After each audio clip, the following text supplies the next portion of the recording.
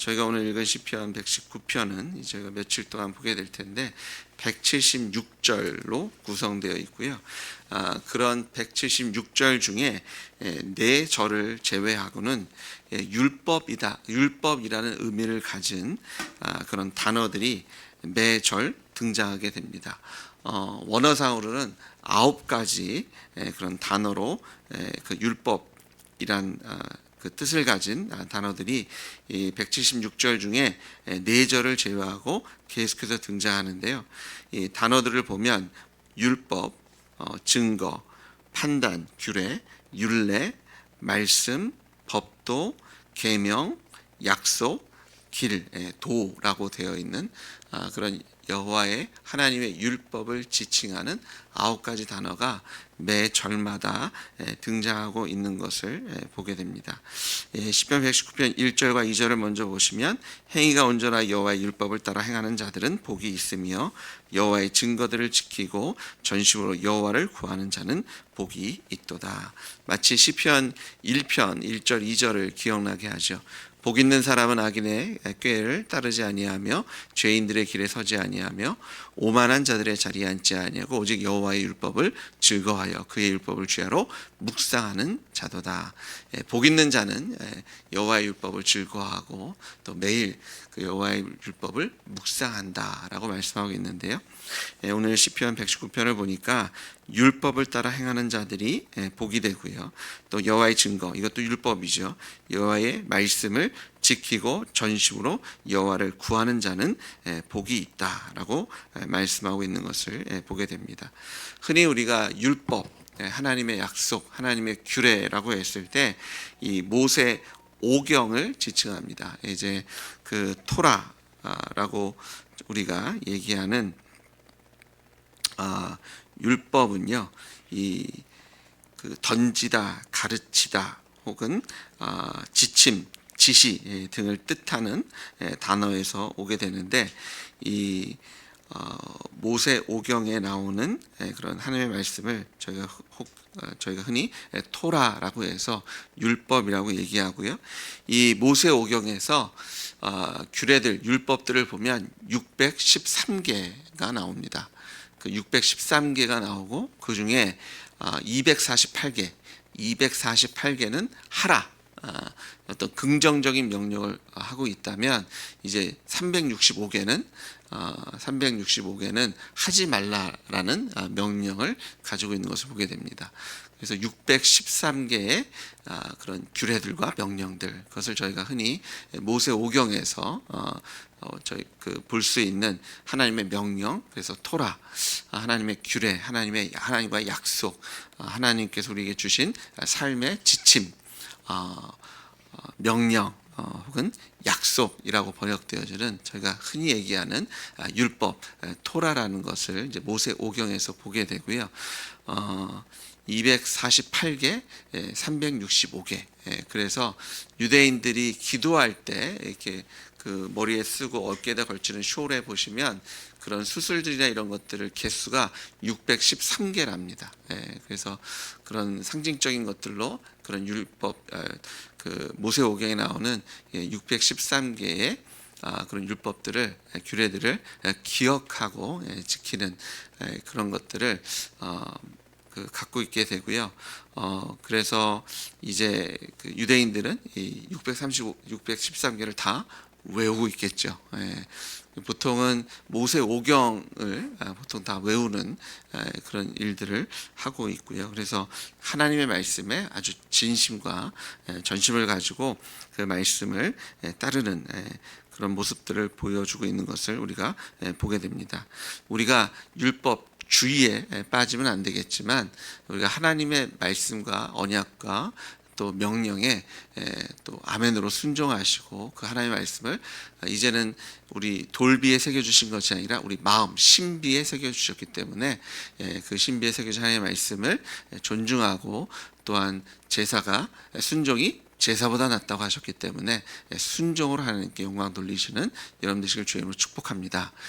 율법 주의는 그것을 통해서 내가 영광 받는 것, 그리고 내가 할 수 없는 것을 마치 그것을 통해서 이미 이루었다라고 선포하는 하나님의 은혜를 거부하는 거죠. 근데 율법을 지키는 것은 우리가 하나님의 은혜 안에서 우리에게 이것을 넉넉히 지킬 수 있는 힘과 능력을 주시는 주님을 의지하며 하나님의 말씀과 함께 나아갈 때 그 율법의 거룩함이 우리의 삶 속에 하나님께서 성령께서 넉넉히 드러나게 하시고 또 그것을 통해서 영광 받아주실 줄 믿습니다. 그래서 율법 주의는 우리가 경계하고 주의해야 되겠지만 하나님께서 영광 받으시는 내가 자랑할 만한 것이 아니라 하나님께 영광 받으시는 받을 수 있는 우리가 하나님의 말씀에 순종하고 또 하나님께 예배하고 경배하는 모습은 우리의 삶 속에 있어야 할 줄 믿습니다. 그래서 행위가 온전하고 여호와의 율법을 따라 행하는 자들, 여호와의 율법을 따라 행하는 것이 온전한 삶인 것을 보게 되고요. 그곳에 참 복이 있고 그 여호와의 율법, 여호와의 증거들을 지키고 전심으로 여호와를 구하는 것, 하나님의 말씀을 따라 순종하는 것이 또한 여호와 하나님을 구하는 것이다라고 말씀하고 있고요. 우리가 여호와 하나님을 구할 때 하나님께서 우리에게 복 주실 줄 믿습니다. 여기서 증거라는 단어도 보시면 보통 이 단어가 그 십계명을 적은 두 돌판, 돌비 그리고 여호와의 법궤를 가르칠 때 사용하는 단어와 같은 단어라고 얘기합니다. 그래서 우리가 율법, 하나님의 말씀, 증거들이라고 했을 때 저희가 모세오경을 통해서 하나님께서 모세를 통해서 주신 하나님의 말씀을 가리키고 있는 것을 보게 되고요. 3절에 보시면 참으로 그들은 불의를 행하지 아니하고 주의 도를 행하는도다. 그래서 아까 저희가 봤던 시편 1편에 복 있는 사람은 악인의 길을 따르지 아니하고 죄인들의 길에 서지 아니하고 오만한 자의 자리에 앉지 아니한다라고 말씀하셨는데 같은 의미로 불의를 행하지 아니하고 주님의 주님의 길을 따른다라고 얘기합니다. 주님의 도를 행하는 도다라고 얘기했을 때 이것은 하나님의 말씀을 습관처럼 하나님의 법을 따라 사는 것이 삶에 배어 있는, 그래서 여호와의 계명을 삶 속에서 지키는 것을 말씀하고 있습니다. 그래서 입술로만 이런 계명이 있습니다, 그것을 말만 하는 것이 아니라 삶 속에서 그것을 직접 행하는 것에 대해서 말씀하고 있고요. 4절에도 주의 법도를 잘 지키게 하셨나이다. 이것이 하나님께서 우리에게 주신 명령이다라고 얘기하고요. 주의 법도, 이 법이라는 단어가 원어로 피쿠드인데요. 이 법을 받은 자가 꼭 지켜야만 하는 법을 가리킨다고 얘기합니다. 그러니까 저희가 그냥 이 정도는 소소하게 무시해도 돼, 이것이 아니라 이것은 꼭 지켜야 하는, 하나님께서 우리에게 주신 언약, 하나님의 말씀은 우리가 꼭 지켜야 할 줄 믿습니다. 이것이 하나님께서 우리에게 주신 명령이다라고 얘기하고 계시고요. 5절에 내 길을 굳게 정하사 주의 율례를 지키게 하소서. 이것을 직역하면 오 나의 길들을 당신의 법을 지키도록 설정되었습니다. 내가 살아가는 그런 방법은 당연히 하나님의 법을 지키는 것이 당연하고 마땅합니다. 가장 순리적이고 자연스러운 것은 하나님의 법도를 지키며 하나님의 말씀대로 살아가는 것이 가장 자연스럽고 당연한 일이다라고 고백하고 있는 것을 보게 됩니다. 우리의 인생의 방향은 하나님과 함께 동행할 때 그것이 정도이며 순리인 줄 믿습니다. 사람은 창조되었을 때 이미 하나님과 함께 동행하고 하나님의 말씀을 순종하는 대로 창조되었습니다. 근데 죄로 인해서 이 아담과 하와가 사탄의 유혹에 넘어가서 내가 하나님 되겠다고 그 선악과를 따먹는 불순종을 저질렀을 때 이 당연하고 마땅한 것들이 어그러져서 이제는 하나님의 말씀대로 살아가는 것이 순리이고 당연한 것인데 이제는 내 마음대로 사는 것이 더 자연스럽고 더 좋은 것처럼 편한 것처럼 느껴지는 왜곡된 삶 속에 살아가고 있는 것을 보게 됩니다. 그래서 우리가 예수님을 통해서 예수님 우리의 주와 하나님을 영접하게 될 때 다시 당연하고 마땅하고 순리의 삶으로 하나님께 우리를 회복시키시고 돌려주신 줄 믿습니다. 그래서 우리의 삶은 하나님의 말씀대로 사는 것이 당연하고 마땅합니다. 여기서 율례라는 단어는요, 이 원어가 호크라는 단어인데요. 이것은 하나님께서 여호와께서 내려주신 그런 포고령, 정하신 법칙, 율법의 또 다른 표현으로 하나님께 우리에게 주신 포고령, 명령, 어떤 규칙과 법칙을 이야기하고 있고요. 6절에 내가 주의 모든 계명에 주의할 때에는 부끄럽지 아니하리이다. 이 계명이라는 단어는 미치오트라는 단어인데요. 이 계명은 권위 있는 자가 내린 명령 혹은 포고령을 얘기합니다. 그러니까 왕이 내린 명령, 이런 권위자가 권위 있는 말씀을 얘기할 때 이 계명을 얘기하고요. 여기서 이 주의할 때라고 되어 있을 때 주시하다, 이런 그 의미를 갖고 있고요. 우리가 하나님의 말씀, 하나님께 내게 주신 선포하신 명령을 아주 주시해서 깊게 바라보고 거기에 집중한다, 이런 뜻을 갖고 있고요. 이 부끄럽지 아니하다라는 뜻은 어떤 부끄러운 게 감정적으로 어떤 제가 좀 창피하네요, 이런 뜻을 갖고 있는 것이 아니라 이 수치를 당한다, 하나님께 버림을 당해서 징벌을 받게 돼서 그런 부끄러움에 떨어진다, 이런 뜻을 갖고 있습니다. 그래서 그냥 좀 창피한데요, 이런 뜻이 아니라 하나님께서 나를 버리시고 징계를 내리시기 때문에 내가 수치스러운 자리로 떨어지는 것을 얘기할 때 부끄럽음을 당한다라는 뜻을 갖고 있어서 우리가 하나님께서 우리에게 주신 명령을 아주 주시하고 거기에 집중할 때 우리가 그런 하나님의 징벌이나 하나님께 우리를 버리시는 그런 수치를 당치 않게 하실 것에 대해서 말씀하고 있는 것을 보게 됩니다. 우리가 자랑할 수 있는 삶을 살 수 있는 것은 하나님의 말씀을 하나님께 우리의 마음에 새겨주신 그 하나님의 율법대로 순종하며 나아갈 때 하나님께서 우리를 높이셔서 칭찬받는 자리, 수치를 당하는 자리가 아니라 칭찬받는 자리로 우리를 세워주실 줄 믿습니다. 7절에 내가 주의 의로운 판단을 배울 때에는 정직한 마음으로 주께 감사하리다. 율법의 또 다른 표현이 주의 의로운 판단이라고 되어 있습니다. 이것은 하나님의 심판, 또 율법 그 자체가 하나님께서 내리신 그런 그 판단자, 기준이 됨을 얘기하고 있고요. 율법이 주의 의로우신 기준, 판단이 된다. 그리고 이것을 배울 때 우리는 이것을 기뻐한다, 기뻐해야 하고 하나님께 감사해야 할 것에 대해서 말씀하고 계십니다. 우리가 삶의 기준을 배워갈 때 이것이 우리가 무엇이 옳고 그름이잖아요. 그래서 이것을 우리가 알 때 우리가 이것을 오히려 기뻐하고 즐거워하고 이것을 지겹게 여기고 너무 많은데 이런 것이 아니라 정말 이것을 알아야 제대로 된 삶을 살 수 있기 때문에 그 하나님의 말씀을 배워나갈 때 우리가 오히려 감사하는 것이 마땅한 줄 믿습니다.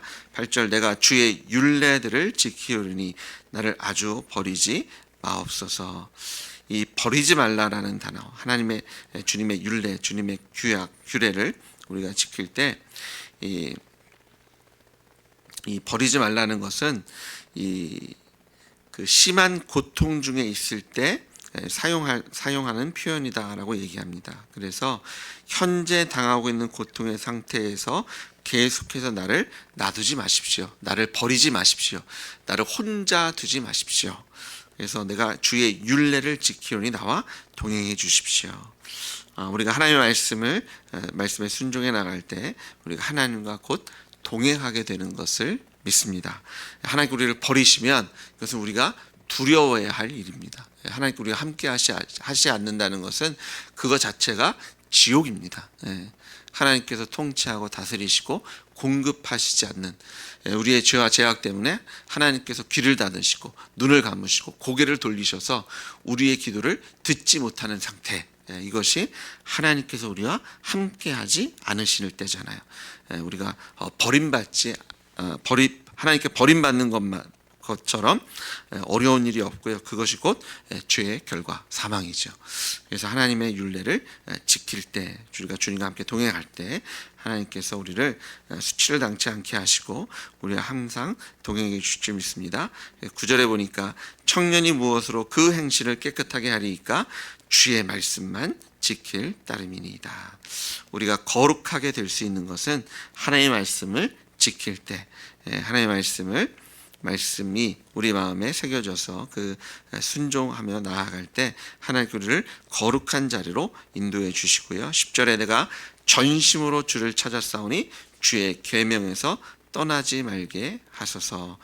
떠나지 말게 하소서라는 단어를 그 말을 직역하면 나로 방황하지 말게 하십시오. 하나님의 율법, 하나님의 말씀을 떠나면 그 자체가 방황입니다. 길을 잃어버린 거죠. 방황한다는 것은 그 동서남북을 잃어버리고 내가 지금 어디를 가고 있는데 사실 어디로 가고 있는지도 잃어버리고 또 내가 지금 무슨 길을 걷고 있는지도 잃어버리고 그냥 열심히 부지런히 움직이고 있는데 사실은 어디 가야 할지도 모르고 어디로 갈지도 모르는 그런 상태. 그래서 이 전심으로 주를 찾을 때 우리가 주의 계명에서 떠나지 않게 방황하지 않고 우리가 갈 바를 알고 우리의 삶의 목적이 있고 또 삶의 방향성이 있고 또 우리와 동행하시는 이가 우리와 함께 하시는 줄 믿습니다. 그런데 전심으로 주를 찾는 것, 그것이 주의 계명을 떠나지 않게 하시는, 우리가 방황하지 않고 우리가 전심을 다해서 주님을 찾고 구하시는 여러분 되시길 주님으로 축복합니다. 내가 주께 범죄하지 아니하려 하여 주의 말씀을 내 마음에 두었나이다. 우리가 범죄하지 않으려면 하나님의 말씀을 우리 마음에 둘 때 주님께서 이미 우리의 마음에 성령께서 우리의 신비의 마음판에 하나님의 말씀을 복음을 새겨 넣어 주신 줄 믿습니다. 여기서 내 마음에 두었다는 것은 이 숨기다 뭐 이런 뜻을 갖고 있는데요. 어떤 의미를 갖고 있냐면 가장 소중하고 가치 있는 것을 우리 마음속에 보물처럼 쌓아둔다 이런 뜻을 갖고 있습니다. 그러니까 내 마음에 두었다는 것이 이 동사가 차판이란 단어인데요.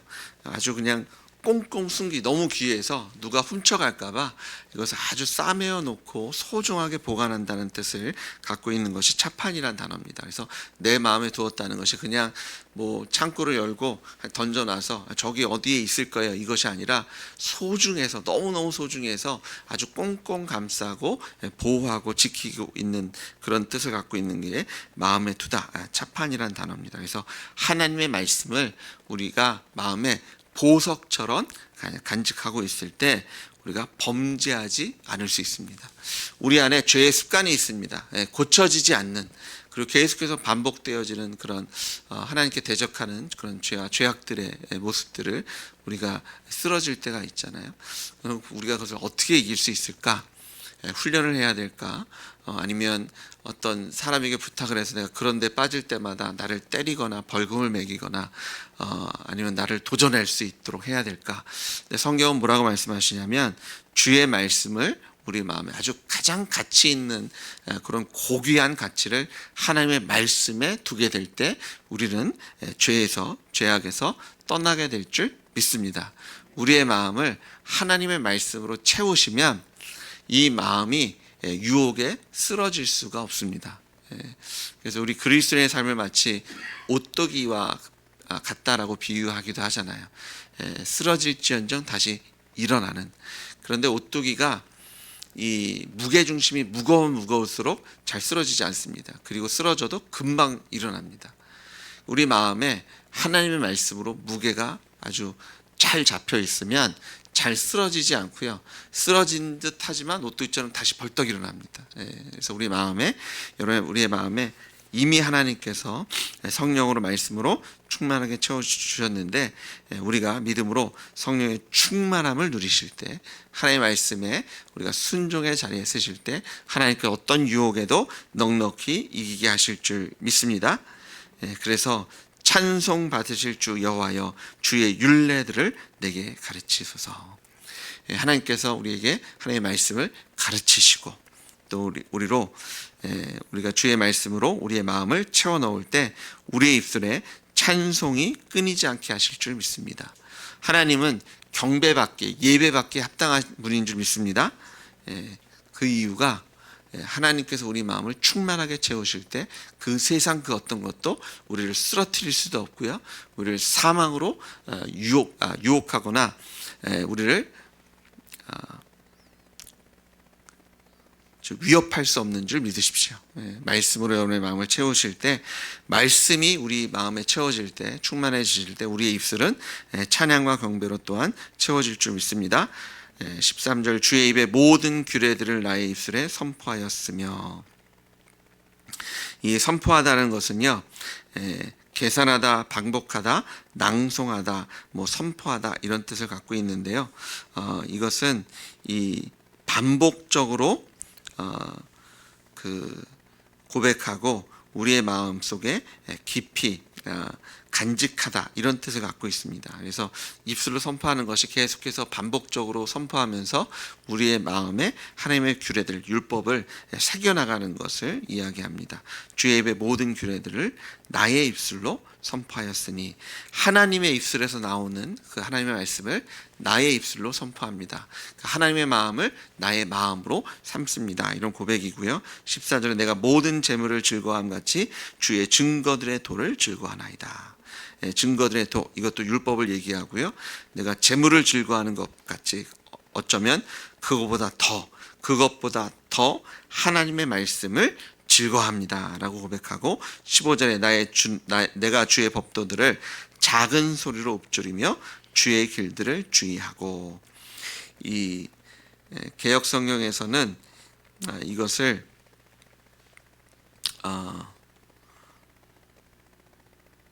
묵상하다 이런 뜻과 같이 생각해서 연결해서 봅니다. 그래서 내가 주의 법들을 작은 소리로 읊조리며 주의 길들을 주의하고, 그냥 단순히 읽는 것이 아니라 우리의 마음에 계속해서 그것을 깨닫고 순종의 자리에 설 수 있도록 이것을 계속해서 반복적으로 읊조리고 묵상하는 것을 이야기하고요. 16절에 주의 율례들을 즐거워하여 주의 말씀을 잊지 않겠습니다. 이것을 잃어버리는 것. 근데 사실 잊어버린다는 것은 하나님을 내 마음에 두지 않는다는 거잖아요. 근데 그게 가장 근본적인 죄죠. 로마서에 보시면 우리 마음에 하나님을 두기 싫어하는 것, 그게 죄입니다. 그래서 우리가 여호와의 율법을, 하나님의 말씀을 잊어버린다는 것은 내 마음에 하나님 두기를 싫어하는 것. 그래서 가장 악랄한 죄, 지옥 가는 죄가 예수 믿지 않는 죄, 내가 주인되고 하나님을 내 마음에 두기 싫어하는 죄인 것을 우리가 바라보게 되고요. 그래서 우리가 우리 마음에 하나님으로, 또 율법, 하나님의 말씀으로 채워놓는다는 것이 예수님께서 나의 주님이시고 하나님이시라는 고백과 동일한 고백이 되고요.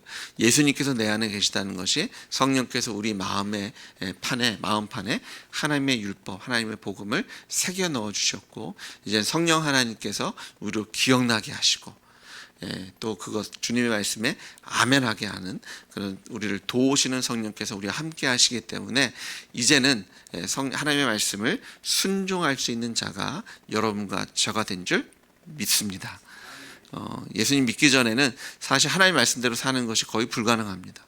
아무리 하고 싶어도, 아무리 원해도 할 수 없는 것이 율법입니다. 그런데 예수님을 주로 영접해서 성령께서 함께 하시면 이제는 우리 안에 성령이 함께 하시기 때문에 하나님의 말씀대로 살아갈 수 있는 존재로 주님께서 우리를 바꿔주신 줄 믿습니다.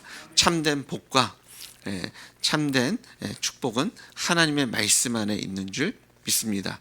그 말씀이 육신이 되신 분이 예수님이십니다.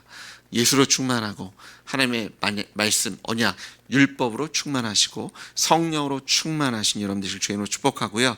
이 시편 기자가 119편, 이 가장 긴 성경인데요, 176절에서 네 군데, 네 절만 빼놓은 계속해서 율법의 말씀을 지키겠습니다. 기억하겠습니다. 순종하겠습니다.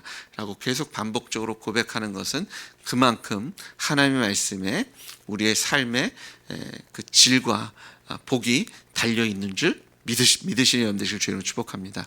오늘도 하나님의 말씀으로 주님께서 새겨주신 예수님의 십자가 부활의 복음, 말씀이 육신이 되신 예수님으로 충만하셔서 하나님께로 허락하신 복을 누리시는 여러분 되시길 주님으로 축복합니다. 같이 기도하시겠습니다.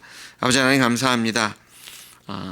주님께서 우리의 마음에 하나님의 말씀, 하나님의 언약, 예수님의 복음을 새겨 넣어주시니 감사를 드립니다.